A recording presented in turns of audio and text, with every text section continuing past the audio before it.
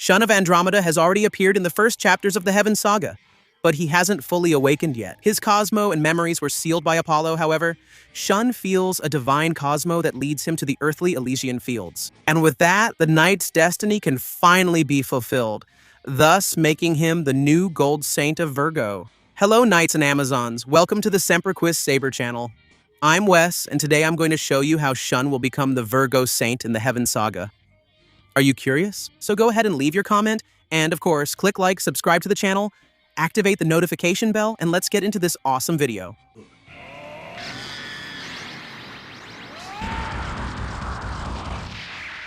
Ikki Sabir. Shun's connection with the Virgo cloth isn't something new. Canonically, the most remarkable moment of this origin happened in the unforgettable Hades saga, more specifically during the desperate battle in the immaculate Elysian fields. At that dark moment, when even hope seemed to have been extinguished and the bronze cloths had been shattered, the god of the seas, Poseidon, against all expectations, sent the gold cloths through the hyperdimension. Under the golden light of hope, Shun was clothed in Saga's sacred armor. Although the joy lasted only a short time, due to the overwhelming power of Thanatos, the god of death, who pulverized the armor with a single blow, in that brief moment, we see that the Virgo constellation had recognized him. But Shun's consecration as a gold saint goes far beyond that classic moment. If we look at the official works that address the Saint Seiya multiverse, more specifically the acclaimed Insane Saga episode of Assassin, we see this promise being fulfilled. In this timeline, Shun is recognized and active. As the Gold Saint of Virgo, he displays astonishing power, combining the lethal fluidity of his chains, now made with his own cosmo, and the techniques used by the Virgo Saints, the guardians of the 6th house. However, the most impressive thing happens in the Requiem episode Saga, where Shun is elevated to incomprehensible heights. In this apocalyptic story, Shun transcends humanity and achieves the unthinkable. He becomes the new god of the underworld, while still keeping his position as the Virgo Saint. This monumental ascension proves a crucial point about the character. Shun's body and soul, which were once chosen to be the perfect vessel for Hades due to his unparalleled purity, harbor a dormant divine potential that rivals the gods of Olympus themselves. And going back to the main timeline, before the events now shown in the Heaven Saga, we had the Next Dimension Saga.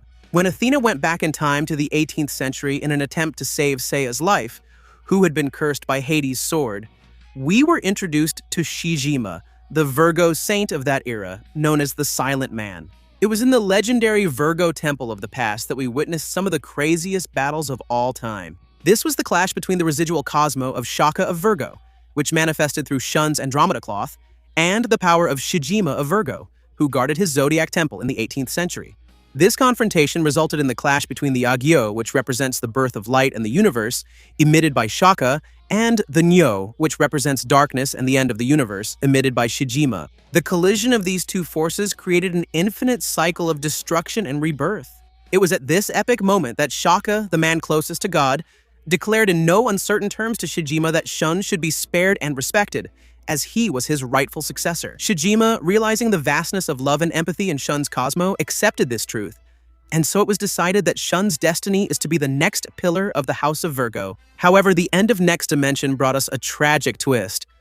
Apollo, the all-powerful sun god, descended to Earth with an overwhelming presence. As divine punishment for Athena's insolence and tampering with the timelines, Apollo delivered a severe punishment, but with a touch of mercy. He erased the memories of Athena and all her 5 bronze saints. The heroes were now just ordinary people, lost souls, with no idea of their own greatness. And it is exactly here that the new chapters of the Heaven Saga began. We already have 6 chapters released, and the melancholic and mysterious tone of this new phase is simply amazing. And in Chapter 2, we see the meeting of Seiya and Saori in the desolate ruins on the outskirts of the sanctuary in Greece. It's there that we find Shun, living as a mere flower seller. He ends up bumping into Seiya and the young girl named Saori.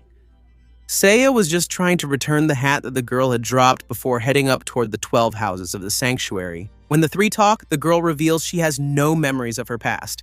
She doesn't know who she is, where she's from, or why she's there. This deeply intrigues Shun and Seiya, as they also can't remember their past. They don't realize they're Athena's saints, or that the girl before them is the goddess they'd die for. They also don't recall the cosmo that once burned in their hearts. On the day after this encounter, remaining specters from Hades' army, who were awakened from their slumber by the hand of the goddess Kher, try to assassinate the young Saori. Kher, who is a terrible deity and has awakened once again, is the primordial goddess of violent death and cruel fate. She is the sister of Thanatos and Hypnos, the gods who serve Hades. The goddess Kher orchestrated several tragedies from the shadows and is now actively working against Athena. When the specters attack, Seiya's survival instinct resurfaces. Even without memories, he is the only one who can instinctively awaken his Cosmo to protect the girl, a feat that immediately catches Shun's attention. With the appearance of the specter Shun of Orthros, the imminent danger causes Saori herself to momentarily awaken her divine power. She confronts and defeats the specter Shun of Orthros, who represents the fearsome two-headed dog, brother of the hellhound Cerberus. To protect Seiya and Shun from getting even more involved in the world of the gods, Saori, in an act of love, leaves them unconscious and disappears. Saori, assuming her role as a goddess, demands to be guided by Shun to Kher, who is in the earthly Elysium. It is in this place that the confrontation of deities begins. Alone at night, returning to what he now calls home, Shun passes by the place where the confrontation against the specters happened, right in front of the stone wall where the testament of Ioris of Sagittarius was magically transported among the ruins around the sanctuary. It is in front of this wall, which bears the famous final phrase of Ioris, that the past collides with the present. In the shadows, an imposing figure appears, and that is Ikki of Phoenix. The meeting between brothers takes place, but even though they are face to face, Shun has no idea who that person is. And Ikki, showing his characteristic coldness, talks to Shun in an enigmatic way. And Ikki asks about the earthly Elysian fields, the place where Shun picks flowers to sell in the village of Rodorio. The earthly Elysian fields are covered with mystical flowers, imbued with the god's Cosmo. There is a legend and a curse attached to this place. Any ordinary mortal who tries to pick these flowers or touch them will die. However, only Shun is able to pick these flowers without suffering any harm at all. Perhaps this is only possible because Shun still has a saint's Cosmo in his heart. Or maybe it's because he was the host of Hades in this era. Because of this unique ability, Shun now lives his life as a simple florist. He was warmly welcomed by a kind old man who sells plants in the area. After that conversation, Ikki turns his back and leaves mysteriously, without us knowing if the Phoenix Knight had recovered his memories. After that, we see Shun talking with the old man who took him in. The old man tells Shun that he found the young man wandering completely without memories, right inside the earthly Elysium. The wise old man looks at Shun and says he believes the young man has a huge destiny ahead of him, an important purpose that transcends that simple life. Moved by the old man's words, Shun decides to return to the earthly Elysium. As he approaches, an overwhelming energy hits his senses. He feels an astonishing divine Cosmo emanating from the center of the place. This is the spiritual energy of the goddess Athena, violently colliding with the dark power of the goddess Kher. Thus, in Chapter 7 of the Heaven Saga, we can see Shun getting directly involved in the confrontation between Athena and Kher. And maybe at this moment, he finally fully awakens his Cosmo, becoming the new Virgo saint. As I have already explained to you in Next Dimension, Shun was officially named by Shijima and the spirit of Shaka as the successor of the 6th zodiac house. This means that narratively and canonically, it's only a matter of time before he takes up the golden mantle and starts using the Virgo cloth in the current Heaven Saga. But there's a huge problem. The Virgo gold cloth, just like the other 4 that went to Hades' Elysian fields, was completely destroyed. It was reduced to ashes by Thanatos' power. But the answer to this problem might lie in the same miracle that saved the Bronze Saints in the past. I'm talking about Athena's blood.